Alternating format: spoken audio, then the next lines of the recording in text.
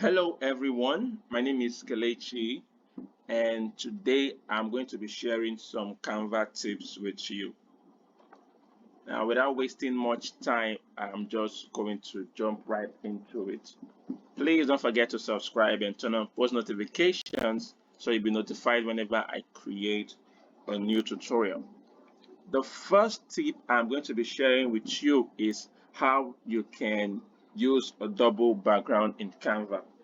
Okay, it's kind of like a hack, and I hope I'm going to show you how to do that very easily. Now I'm going to go to photos, and let's say I want to use this one. Now this is the background image. Okay, this is the image background. If you watched my last video tutorial, you should be familiar with this particular image. If you haven't, you can just go back and watch it. It's welcome to Sun City design I created. Now back to the tutorial. Let's say I want to add this second image to this design. If I drag this design here, see it has replaced the original image that was there before, the initial image. It has replaced it, and we don't want to do that. Okay, that's what the tip is all about. I'm going to undo this, select this particular image again. So click on this, just adjust it. Now it's full. But if I press OK, let's say it has replaced the image again. See, we have just this image here, but we don't want that. We don't want that. So I'm going to undo this. Okay, so now this is it. Let's flip it here. So let's say I reduce the transparency. Okay, I'm like 50. Okay, I'm just showing you an example in case you want to use double backgrounds and you find it difficult. I use it a lot. If you check some of my designs and you look closely, you're going to notice. So even as it is transparent this way, if I click on done, it's still going to change, replace the initial background. So here's what we're going to do. I'm just going to undo this. Now I'm going to lock this one. Now you see the two background is sitting comfortably on my canvas. So we have two backgrounds here. That's how you do it. You have to lock one. You have to lock the one that is not the background after you've reduced the transparency of the one you just added, the one I just added, whichever one. And if you want to edit, maybe you want to edit something, then you can unlock it and just move it up a bit. Note that if it covers the whole canvas, it will definitely change the initial background image. So this is how you do it. You lock one, then you can go ahead and add whatsoever you want to add on your design. That is the first tip. I hope it's very clear and you can just play around and create something.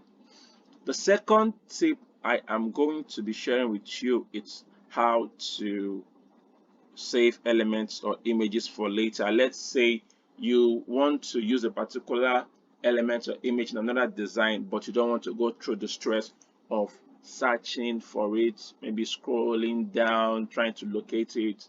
Then you can simply do this. Let's say this particular image, I'm going to click on these three dots here, and okay, I'm going to click on these three dots here and select star.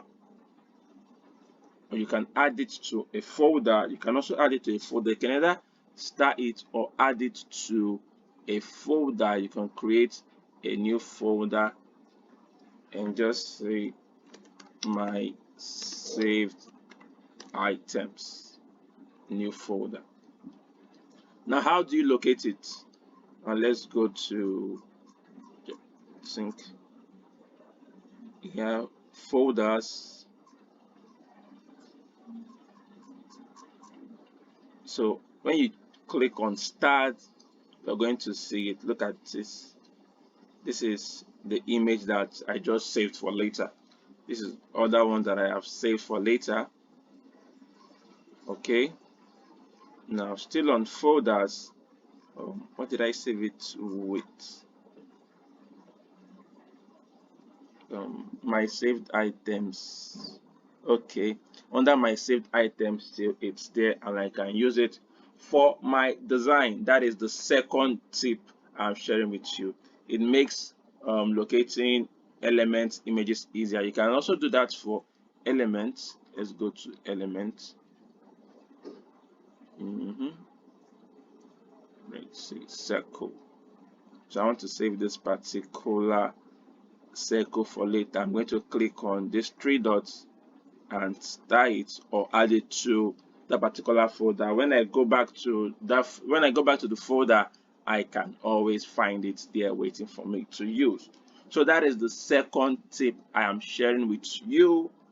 Okay, the third tip I am going to be sharing with you is how to use a PNG image. Okay, now let's say you're looking for the image of a bag. You're looking for the image of a bag, and you're looking for a PNG image, an image without any background, an image with a transparent background. So you just click on this button here and select the cuts out only, apply filters. They're going to bring out options of bags without any background, and you can just use any one for your design. Okay, click on cutouts. After you must have selected this option, click on cutouts and select any PNG image you need. Well, I think I'm going to use this particular bag for design. I love the colors, so let me just save it. Let me start. Yeah, so that's the third one, and the fourth one is how to move an entire design, okay, from one page to another.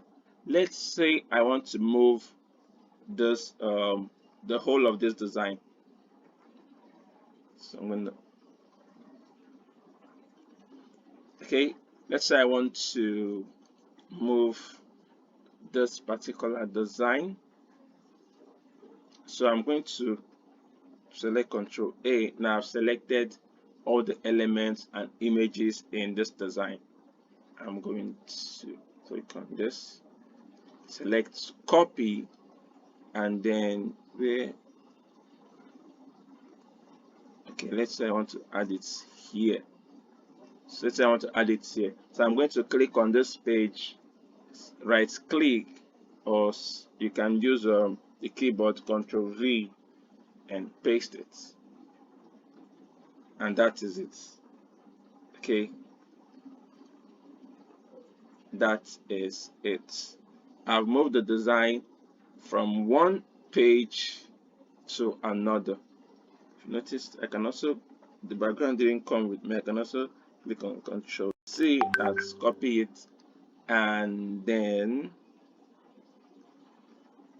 paste it here. Okay, now the background is here.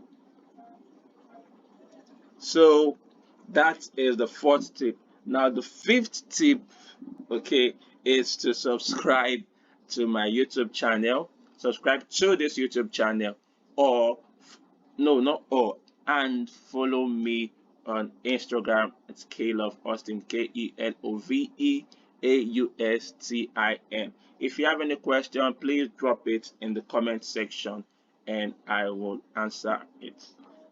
Alright, I believe these tips have been helpful, and see you in the next tutorial.